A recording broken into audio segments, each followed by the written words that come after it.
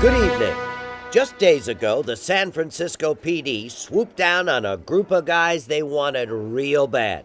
They've been after them for more than 35 years, when a killing spree ignited San Francisco in one of the wildest and most turbulent times in the city's history.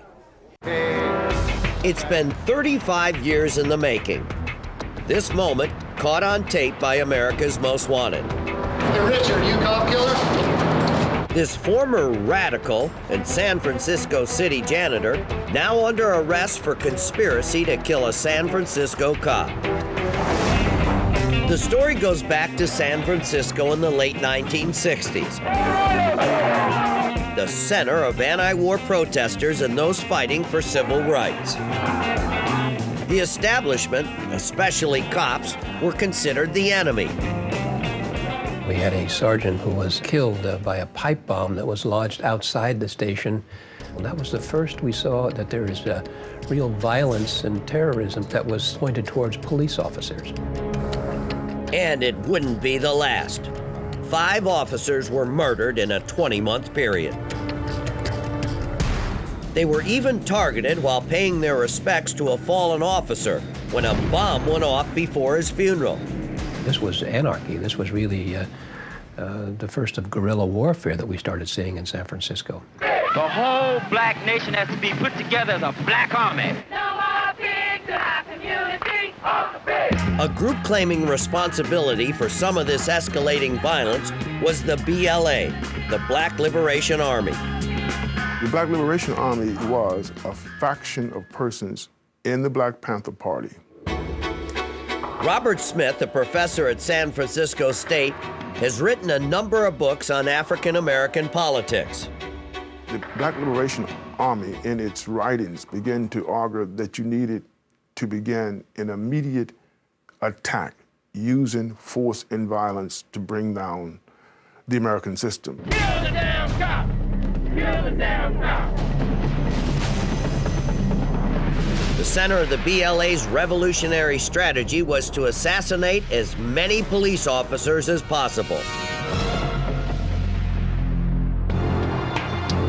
On August 29, 1971, cops say the BLA snuck up on the quiet Ingleside police station. It was a normal, slow Sunday night. Nina Lipney had been a clerk for only 6 weeks. I was sitting at my desk. I was typing a report, and 2 carloads, maybe 4 people in each car, who had 12-gauge shotguns and 9mm assault rifles, creeped through the park area. And I heard a loud noise. I looked and I saw someone looking through the open hole in the little plexiglass wall. They then started firing 9mm rounds from a semi-automatic assault rifle and more shotgun blasts at the door. I was wedged in a little teeny corner in this cabinet, and I felt vulnerable because the shots just kept coming. Once I got the radio in my hand, and I said, "Code 33, this is Ingleside Station. The sergeant's been shot, and I have been also. Please send an ambulance." John Victor Young, a 22-year veteran on the force, would not survive the attack. In all of my 33 years in police work, I would say there is nobody that really matched him in his outreach to the community. Jordan, a former San Francisco police chief, was a pallbearer at his friend's funeral. And to this day, he says everyone on the police force feels the huge loss. The murders of Sergeant John Young and 5 other officers killed at that time have haunted generations of San Francisco police officers. You have a city that remembers that a police officer was killed. Those people must be held accountable.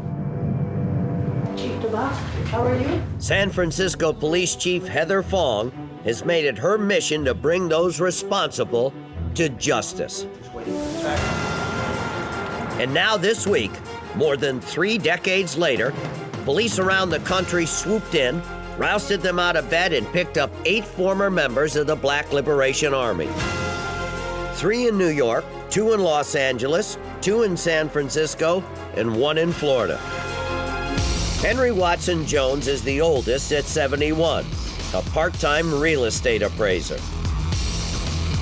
Police claim they plotted to kill Sergeant John Young and could even be linked to the murders of several other San Francisco cops. Ronald Stanley Bridgeforth, believed to be one of the 2 getaway drivers in the murder of Sergeant Young, is on the run. He's seen here in this FBI age-enhanced photo. He is a black male, and based on his date of birth, he would be in his early 60s at this time. Bridgeforth could be in East Africa or France.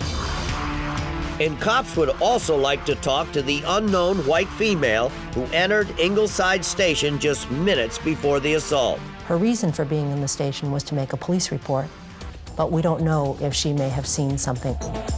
In 1971, she was 20 to 23 years old, 5'8 to 5'10", 130 pounds with light complexion, shown here with 2 hairstyles. Newspaper reports say that she may have flashed a signal before the attack. If you know anything about this woman or the whereabouts of Ronald Bridgeforth, please call our hotline right now at 1-800-CRIME-TV.